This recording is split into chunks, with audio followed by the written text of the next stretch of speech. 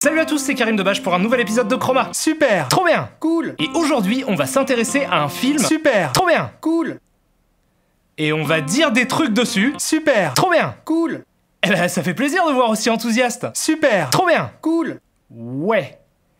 Cool, alors on va commencer. Super. Trop bien. Cool.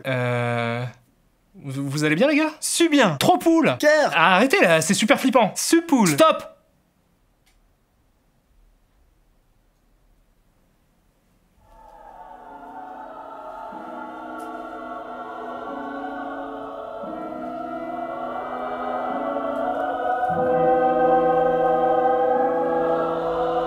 C'est très étrange. Hey! Oh putain de merde, Orson Welles. Oui, c'est moi. Monsieur Welles, c'est un honneur. Je sais. Que me vaut le plaisir? J'ai des choses à te montrer, tu vas devoir me suivre. Ok. Alors par contre, je vais avoir besoin d'un coup de main. Bon, après le rond-point, tu bifurques à gauche, il y a une station Autolib juste devant le McDo. Ah bah non, par contre, moi j'ai pas le permis. Ah, merde. Bah oui, bah faut prévenir aussi. C'est quelle station? Cap Canaveral sur la 7 bis. Ah, c'est charmant, hein. Ouais, bah, c'est l'espace. Et voilà, nous sommes finalement arrivés à notre destination. On est revenu à notre point de départ. Regarde mieux.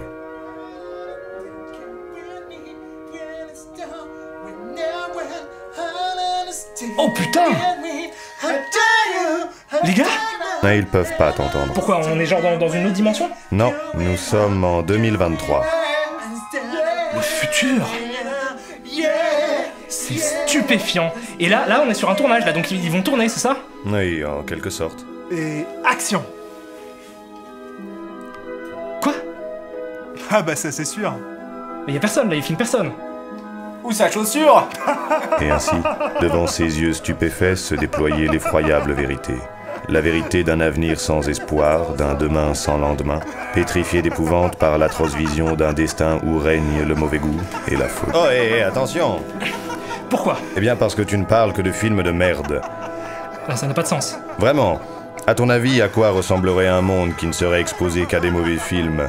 Un monde qui n'arriverait plus à faire la différence entre le bon et le mauvais. Un monde sans point de repère, sans référence. Ne penses-tu pas que ça pourrait te rendre fou? Ou pire? Ok, j'ai compris, je dois parler d'un bon film. Lequel? Je sais pas, tu pourrais au hasard parler d'un premier film qui a genre révolutionné le cinéma par son utilisation pertinente de la profondeur de champ et des dernières techniques de son époque. Ouais, mais là comme ça j'en vois pas. Un film où le personnage titre meurt au début et où tout est construit autour de flashbacks de gens qui l'ont connu. Mais oui! Voilà. Maintenant il est temps que tu te réveilles. Que tu te réveilles. Que tu te réveilles. Que je me réveille? Je sais quoi faire. Salut à tous, c'est Karim Debache pour un nouvel épisode de Chroma. Aujourd'hui, on va s'intéresser à Vidocq.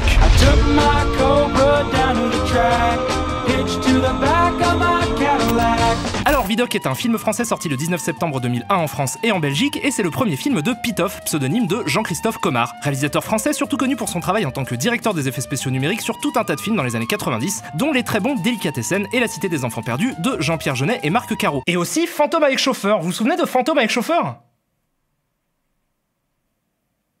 Une activité qui lui permettra d'obtenir le Grand Prix technique au Festival de Cannes 1994, mais ce n'est qu'en 2001, soit 10 ans après le début de sa carrière, qu'il se lancera dans la mise en scène avec le film qui nous intéresse aujourd'hui, Vidocq, sous l'impulsion de Dominique Farrugia, membre du groupe d'humoristes Les Nuls, devenu producteur quelques années plus tôt en 1998 pour le film Paparazzi d'Alain Berberian, et qui avait pour projet de faire un film inspiré de la vie d'Eugène François Vidocq, ancien bagnard devenu policier au début du 19e siècle, inventeur de la police judiciaire et considéré comme le premier détective privé de l'histoire du monde. Quelqu'un d'assez fascinant qui a inspiré de nombreux personnages de fiction, notamment celui de Jean Valjean et de son ennemi juré Javert dans Les Misérables de Victor Hugo, ou encore celui de Vautrin, personnage récurrent de la comédie humaine d'Honoré de Balzac. Vidocq est donc un personnage fondamental dans l'imaginaire collectif français, et tout semblait avoir été mis en œuvre pour lui faire honneur, à l'image du budget du film de 153 millions de francs. De l'époque. Faut pas déconner non plus. Ce qui équivaut à peu près à 25 millions d'euros aujourd'hui, soit une somme déjà conséquente et très largement au-dessus du budget moyen des films français de l'époque. Un budget qui aura permis à la production de s'offrir les services de Marc Caro pour la création graphique des personnages, de Jean-Christophe Granger, célébrissime romancier au scénario, de Gérard Depardieu dans le rôle titre et de Guillaume Canet pour sûrement vachement moins cher vu qu'il était quand même moins connu qu'aujourd'hui, malgré son rôle dans La Plage de Danny Boyle aux côtés de DiCaprio. Et surtout son incroyable prestation dans la sitcom Premier Baiser en 1993. Virginie, Guillaume, mais qu'est-ce que tu fais là? Bonne question Virginie. Récapitulons donc, on a une star et demie dans un film produit par un humoriste star, écrit par un romancier star, sur un personnage culte, chara-designé par un cinéaste célèbre, réalisé par un grand nom de la technique, salade, tomates, oignons, sauce blanche, supplément fromage, vous devriez être enthousiaste. Et à sa sortie, tout le monde l'était, puisque la presse de l'époque s'est fait un plaisir de répéter à qui voulait l'entendre que Vidocq serait un véritable bouleversement dans le paysage du cinéma français. Des annonces d'autant plus intéressantes que le film s'inscrit dans un mouvement de renouveau du cinéma de genre français à gros budget. Il sort en 2001, soit la même année que Le Pacte des loups de Christophe Gans et Le Petit Pousset d'Olivier Dahan. Mais si tout le monde s'est enthousiasmé sur le projet, ce n'est pas pour son budget, pas pour son casting, pas pour son réal, pas pour son producteur, pas pour son scénariste, même pas pour son sujet, mais pour quelque chose d'autre. À savoir que Vidocq est le premier film intégralement tourné en numérique de l'histoire du cinéma mondial, près de 9 mois avant Star Wars épisode 2, l'attaque des clones, qui arrive donc deuxième. Cocorico. Wouf wouf. Alors, il faut savoir que pour beaucoup, le numérique constitue la dernière grande révolution en date du cinéma. Je précise pour beaucoup simplement parce que le débat existe encore aujourd'hui de savoir si le numérique est oui ou non une véritable révolution. Le livre La fin du cinéma, un média en crise à l'ère du numérique d'André Gaudreau et Philippe Marion explique par exemple que John Belton, professeur d'anglais spécialisé dans l'histoire du cinéma, pense que le cinéma numérique ne constitue pas une révolution, dans le sens où il se contente d'essayer d'imiter le cinéma argentique traditionnel. On reviendra sur ça un peu plus tard, mais pour l'heure, on va se dépêcher de plonger dans Vidocq de Pitof.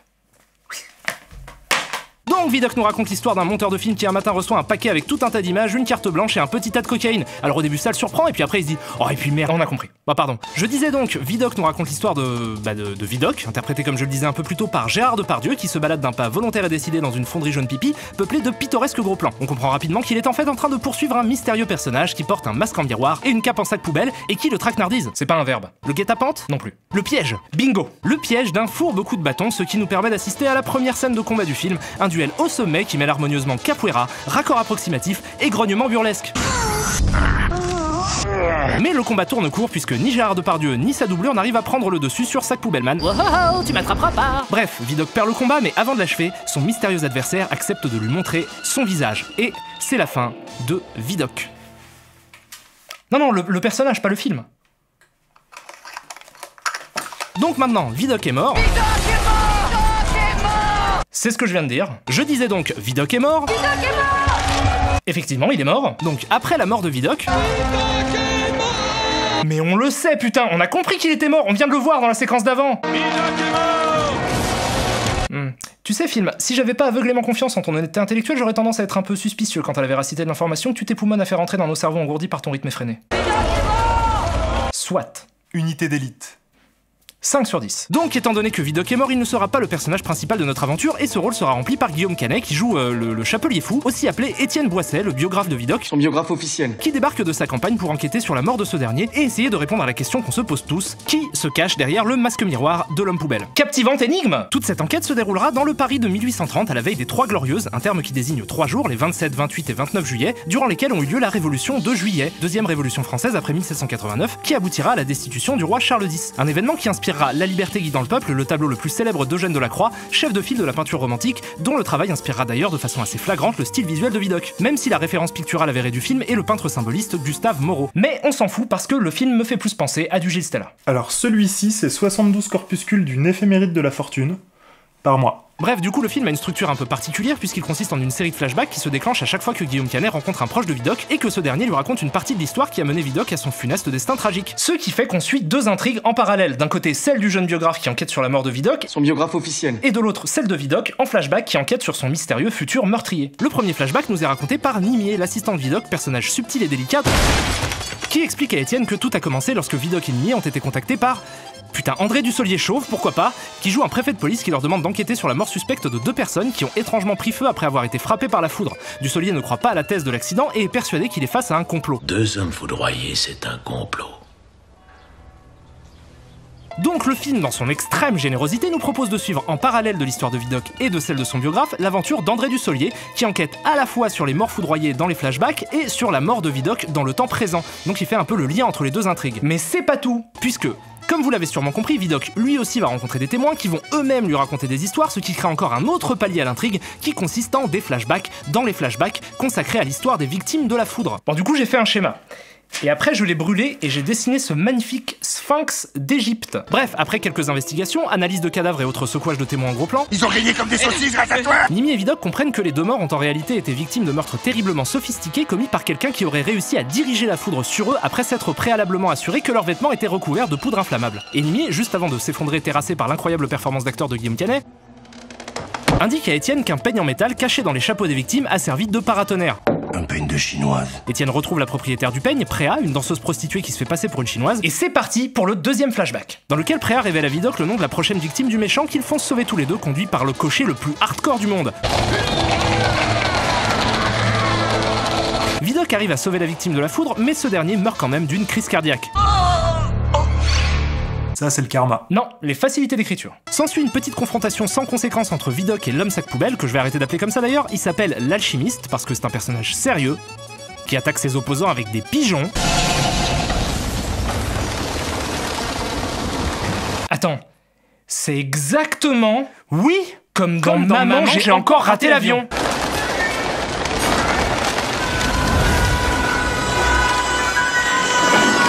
Ça peut pas être une coïncidence. Si. Ouais, en fait, c'est sûrement ça.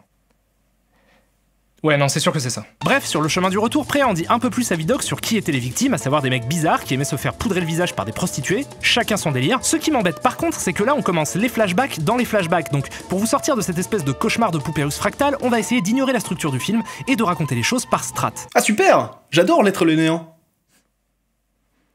Quoi? Les sédentologies phénoménologiques? Donc d'abord on a la partie de Guillaume Canet qui va rencontrer les uns après les autres toute une galerie de personnages secondaires qui lui apporteront à chaque fois des informations supplémentaires pour élucider la mort de Vidocq. En plus de Nimi et Préa, il aura affaire à une mère maquerelle, à un journaliste et à la femme d'une des victimes devenue opiomane. Il est visiblement filé par l'alchimiste qui assassine certains des témoins après qu'il les ait rencontrés et finit par être dirigé vers le témoin clé qui aurait assisté au meurtre de Vidocq dans la fonderie du début et donc aurait vu le vrai visage de l'alchimiste. Ça c'est ce qui concerne le personnage de Guillaume Canet. Les histoires qui lui sont racontées constituent la deuxième enquête, en flashback, celle de Vidocq. Il va de témoin en témoin, fait quelques rencontres ponctuelles avec l'alchimiste, jusqu'à découvrir la tanière de ce dernier, remplie de bouts de cadavres et autres joyeuseries. Bagarre numérique, high kick, sonic boom, middle kick, avant gros pied, shop, TP... Attends quoi? TP? Il a le pouvoir de se téléporter? Oui. Merci Gilles. Alors, on va faire un petit jeu de rôle. Si vous aviez le pouvoir de vous téléporter et que vous deviez tuer des gens, vous choisiriez, petit 1, de mettre en place un fastidieux plan qui consisterait à apprendre à maîtriser la foudre pour la faire frapper vos victimes en utilisant comme paratonnerre le peigne d'une danseuse chinoise pas vraiment chinoise cachée dans leur chapeau pour faire s'enflammer leurs vêtements préalablement recouverts de poudre impliquant dans le processus un incalculable nombre de personnes qui pourraient tous servir de témoins si par hasard des cadavres calcinés par la foudre avec un peigne de danseuse caché dans le chapeau éveillait la curiosité d'un inspecteur. Ou, petit 2, d'utiliser vos pouvoirs de téléportation pour les assassiner. Tic-tac, tic-tac. Bref, après ça, Vidocq comprend que pour mettre la main sur l'alchimiste, il doit se rendre dans la fonderie du début. Comment en est-il arrivé à cette conclusion qui le mènera à sa perte? Eh ben, pour le savoir, il faut se pencher sur la troisième intrigue, celle des flashbacks, dans les flashbacks qui s'intéressent aux trois victimes de l'alchimiste. Alors, il s'avère que ces trois victimes sont de riches notables narcissiques obsédés par leur propre image et cherchent un moyen de rester jeunes pour toujours, ce qui explique leur enthousiasme à se faire poudrer. Ils rencontrent l'alchimiste qui leur promet un élixir de jeunesse éternelle en échange de jeunes filles vierges, mais la maison était construite sur un ancien cimetière indien. Ah non, pardon, ça c'est un autre cliché. Les trois futures victimes s'exécutent mais finissent par perdre patience en voyant que l'alchimiste ne tient pas promesse, ce qui fait que ce dernier se venge en les tuant avec la foudre. On comprend ensuite que l'alchimiste utilise l'âme des vierges pour fabriquer son masque, et que quelqu'un, à la fonderie, doit l'aider pour ça. Ce qui va très bientôt nous amener à la fin du film et donc à la réponse à la question du début, qui que c'est l'alchimiste? Et pour le savoir, on retourne dans l'intrigue principale avec Guillaume Canet qui interroge le dernier témoin de l'histoire qui a assisté à la mort de Vidocq, planqué un peu plus loin. Sauf que le dernier témoin en question est en fait, surprise, Vidocq lui-même, qui donc n'est pas mort et a réussi à s'échapper grâce à une superbe pirouette, menteur de journaliste. Alors, déjà, il est souple quand même, Vidocq, non?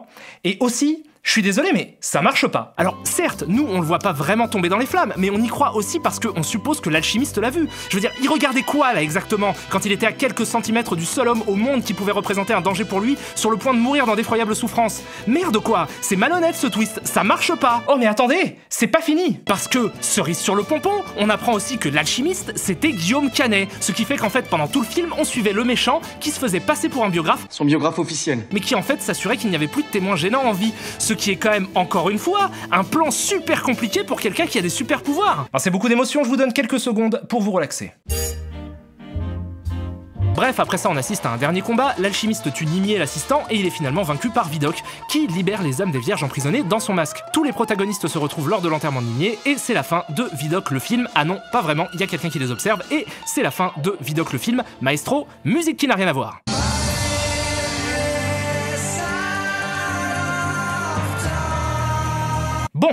y a des tonnes de trucs à dire sur le film. Déjà, comme je l'indiquais au début, il s'agit là d'un projet extrêmement ambitieux et surtout vraiment différent de ce qui se faisait dans le paysage du cinéma français de l'époque. Par conséquent, le film était très attendu. Et donc le premier point que je vais soulever dans ma conclusion, c'est que je comprends très bien pourquoi. Simplement parce que, sur le papier, le projet était, et est toujours d'ailleurs, vraiment brillant. L'idée d'adapter l'histoire de Vidocq dans un film à gros budget et la placer dans un contexte politique trouble, prétexte à la reconstitution d'un Paris pré-insurrectionnel, est très bonne. J'en profite pour souligner l'incroyable travail de l'équipe d'écho du film menée par Jean Rabas, qui avait déjà bossé sur Délicatessen et la Cité des Enfants Perdus, et qui a fait un superbe boulot en reconstituant des rues entières du Paris de l'époque. C'est très, très joli. Le fait d'intégrer ça à une intrigue de polar est pertinent, parce que je rappelle que Vidocq est le premier détective privé de l'histoire, et j'apprécie aussi l'idée d'habiller ça d'une esthétique qui intègre des éléments d'horreur, de fantastique, de steampunk, comme pour ajouter une couche expressionniste cauchemardesque qui serait le reflet des troubles politiques de l'époque. Sauf qu'évidemment, il y a d'un côté ceux qu'on imagine que les choses seront, et de l'autre ceux qu'elles sont vraiment, et il arrive parfois que les deux soient séparés par un océan. Deux galaxies. Parce qu'après sa sortie, Vidocq a reçu un accueil plutôt mitigé, et en fait surtout très polarisé. Une partie des spectateurs a trouvé le film visionnaire, nouveau et efficace, il a même été nommé et primé dans plusieurs festivals, tels que le Festival international du film fantastique de Bruxelles, le Festival de Fantasporto à Porto, et le Festival international du film de Catalogne. Mais de l'autre côté, beaucoup ont été déçus par le film, qui se fait encore aujourd'hui descendre. Alors, qu'est-ce que moi, j'en pense? Je trouve ce film effroyable. Mais vraiment, genre, effroyable. Il y a des synonymes à effroyable? Monstrueux. Affreux. Atroce? Voilà, tout ça fois 1000, et ce, pour 3 raisons. La première, que j'ai pas beaucoup évoquée pour l'instant, c'est les acteurs. Si on exclut Gérard Depardieu, qui a l'air plutôt inspiré et qui en plus colle vraiment bien au rôle physiquement, le reste du casting... On s'en prêt, dis-moi ce que tu sais. ...est complètement... Je veux que vous vous chargiez de l'enquête. ...aux fraises. Je vais te repasser la gueule, moi. Petite mention spéciale à Guillaume Canet, dans le rôle du faux Candide vraiment méchant, qui en fait des caisses pour passer pour l'innocent, c'est spectaculaire. Bonjour, je m'appelle Étienne Boissé, je suis journaliste. Mais je suis obligé de rappeler qu'il s'agit d'un premier film d'un technicien, et donc de sa première expérience de travail avec des comédiens. Donc j'admets parfaitement qu'il s'agisse d'un exercice compliqué, et je passe au deuxième point qui me pose problème, l'intrigue. Et je sais pas si le phénomène que je vais décrire a un nom, mais c'est quelque chose qui me gêne toujours quand je le vois. À savoir que l'intrigue est subordonnée à la forme du film. Je vais essayer d'expliquer ce que ça signifie dans le cas de Vidocq. Comme vous l'avez compris, la structure du film repose sur des flashbacks racontés par les interlocuteurs d'Étienne. Ce qui signifie que le personnage qui raconte le flashback doit nécessairement être présent dans le flashback, puisque sinon il pourrait pas décrire ce qui s'est passé. Et du coup, ça donne plein de séquences où la présence de personnages secondaires est très visiblement forcée. Attends, je vais avec toi. Et évidemment, il faut leur trouver des trucs à faire, comme pointer des trucs du doigt. Ou entendre des choses pour qu'ils puissent les raconter plus tard. C'est une vengeance. Une vengeance. Et tout ça, couplé avec le jeu des acteurs, donne quelque chose de très faux à l'ensemble. Mais c'est même pas ce qui me dérange le plus. Ce qui me dérange le plus, c'est quelque chose de tout simple. Il y a trop de trucs dans ce film. Et je dis trucs parce que ça peut être tout et n'importe quoi. C'est un polar steampunk historique politique avec de l'horreur, du paranormal, du kung-fu, de la capoeira. Ça s'inspire des westerns italiens des années 60, de la peinture du 18e siècle, de Seven, de Matrix, de Tomb Raider même, qui a servi pour ses angles de caméra. Ce qui est super chelou quand on connaît les caméras des Tomb Raider de l'époque. Bref, c'est pas un film, c'est un patchwork, c'est la créature de Frankenstein. Des dandys qui se maquillent, des meurtres par la foudre, un masque miroir, bien plus simple. Et si tous ces éléments paraissent pertinents quand on les prend séparément, le fait de tous les mélanger dans une structure non linéaire et d'ajouter à ça son rythme effréné et le surjeu des acteurs, ça donne un film qui vous gueule dessus, il vous chope par le col et il vous hurle au visage. Ce film est douloureux. Et si vous voulez vivre l'expérience à fond, je vous conseille de choper le Blu-ray 3D allemand. C'est une des pires 3D que j'ai jamais vues. Et ça rend l'expérience encore plus violente pour les yeux. On l'a tous regardé ensemble, je vous jure que ça fait physiquement mal. C'était horrible. Plus jamais ça. Eh ben je suis d'accord, plus jamais ça. Tu sais quoi, j'aurais aimé que ce film n'ait jamais existé. Hey, ferme ta gueule. Wow, wow, wow, wow, wow. Pourquoi cette soudaine agressivité?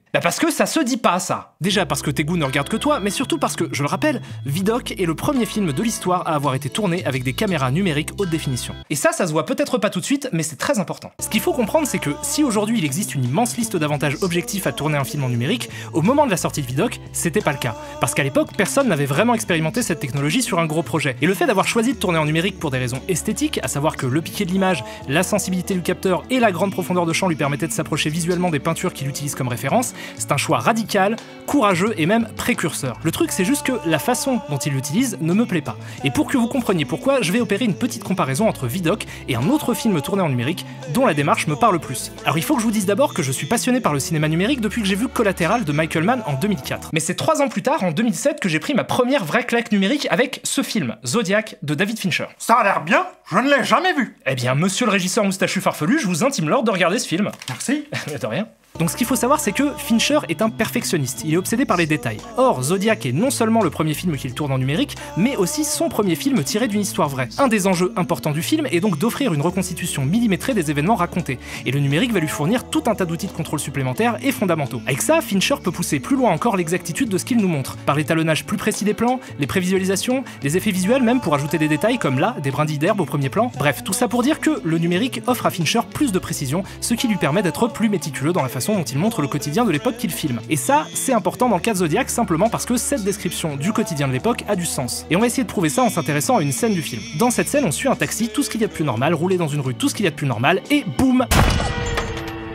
Le sang, la mort, l'épouvante. Le numérique lui permet de filmer le taxi par un long plan zénital impossible à réaliser sans et visuellement parfait, et qui, selon moi, synthétise bien une idée fondamentale chez Fincher qui est que l'horreur naît du quotidien. Et c'est en s'enfonçant dans l'anodin suffisamment profondément qu'on débouche sur l'abominable. D'où l'importance de la rigueur avec laquelle il filme les choses.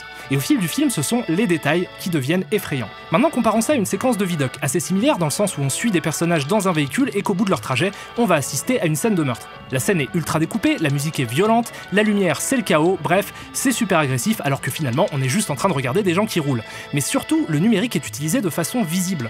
On voit les incrustes, on voit les couleurs qui bavent, les problèmes d'exposition, le bruit de l'image. Un jour, David Fincher a expliqué que pour lui, réaliser un film équivaut à peindre un tableau à 200 mètres de la toile avec un talkie-walkie et 80 personnes qui tiennent des pinceaux. Ça, c'est bien sûr une façon pour lui de dire que le cinéma est un art collectif, mais aussi et surtout d'exprimer la difficulté pour un réalisateur visuel de proposer au spectateur un film qui soit le plus proche possible de sa vision originelle, du fait d'un nombre important d'intermédiaires. Donc dans Zodiac, la tentative est que le numérique s'efface, que le spectateur ait l'impression d'être devant la vision du réalisateur. Alors que dans Vidocq, c'est l'inverse. C'est tape à l'œil, c'est criard, le numérique est agressif. Alors moi je trouve que à regarder, c'est un cauchemar. Sauf que, précisément, c'est le but, faire vivre un cauchemar, parce que Vidocq ne dit pas la même chose que Zodiac. Vidocq est un film qui se passe dans l'urgence. L'intrigue se déroule en une journée, celle de Zodiac sur plusieurs années. Vidocq prend pour toile de fond une révolution qui s'est déroulée sur 3 jours. Zodiac, un mystère qui dure depuis 50 ans. Vidocq dit que le monde est dégueulasse, dépravé, débauché, libidineux, pervers, et que ça va péter dans pas longtemps. Bref, là on est face à quelque chose de très intéressant parce que même si je persiste à dire que je déteste le film pour tout un tas de raisons, je suis obligé d'admettre que le fait que j'ai été dérangé par sa vision est une preuve de réussite. C'est pas parce qu'un film est désagréable à regarder qu'il est raté. En l'occurrence, là, l'irritation que j'ai ressentie est visiblement un des objectifs du réalisateur qui a cherché volontairement à me mettre mal à l'aise. Et ça correspond au sens qu'il a voulu donner à ces images. C'est donc, je pense, une utilisation assez pertinente du numérique. Ouais, t'as peut-être raison. Et tout ça va me permettre de conclure en revenant sur ce que disait John Belton, à savoir que le numérique ne constitue pas une révolution. Eh ben, je suis à la fois d'accord et pas d'accord avec lui. Parce qu'effectivement, comme il le dit, l'image numérique et l'image argentique n'ont pas de vraie différence de fond. Une image, c'est une image, donc l'utilisation du numérique seul ne change rien. Ça signifie que ça peut pas être un type de révolution à la Vidocq, brutale, où d'un coup le numérique devient un style visuel à part entière juste parce que l'image est un peu différente.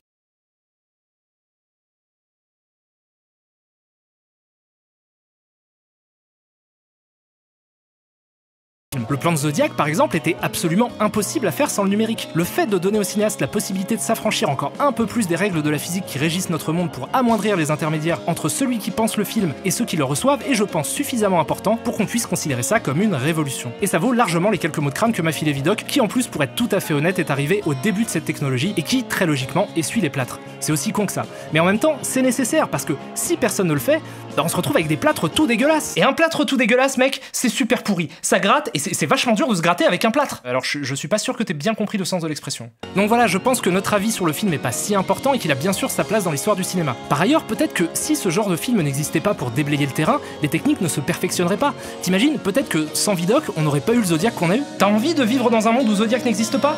Parce que moi pas. Ouais, moi non plus.